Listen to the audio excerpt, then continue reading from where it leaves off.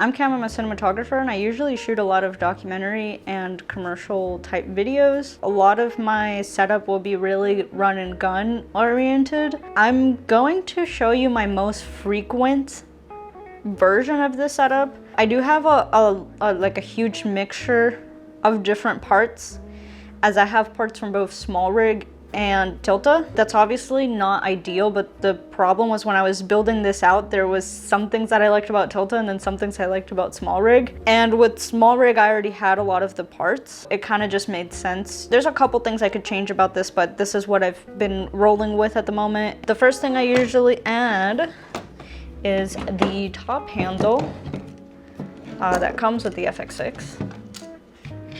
So we just add this guy up here. Then we add our monitor, which I don't usually use another monitor. I probably should, but I just kind of like don't. I don't currently have a monitor that I love. I really am looking at Small HD and Atmos and even Portkeys. I have these trinkets from Small Rig, which just gives me extra threads to have, and also lets me do handheld, but like closer to my body. If you go to my documentary channel and you watch the racing film that I did, I couldn't really fit my shoulder rig into my backpack, so all of the handheld shots are actually used with just the small rig side handles that I'm about to show ya.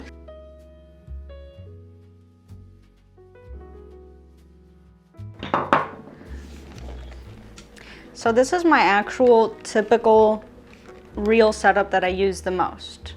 If you watch the racing film that I made, I actually used this specific rig. That's what I made the whole thing on because I could not fit my shoulder rig into the carry-on. So this is what I used, and I love this very much. If I have time to get fancy, I'll whip this guy out, which is the small rig shoulder rig.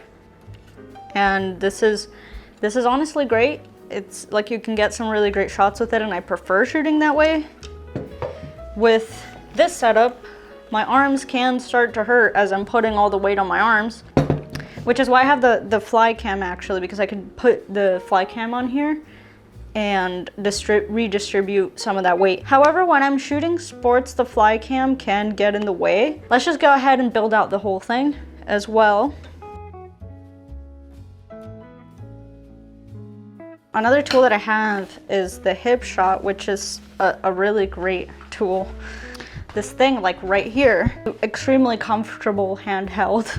I have all the gadgets, but for a long period of time, you can be like this, and then, you know, you can be shooting or whatever.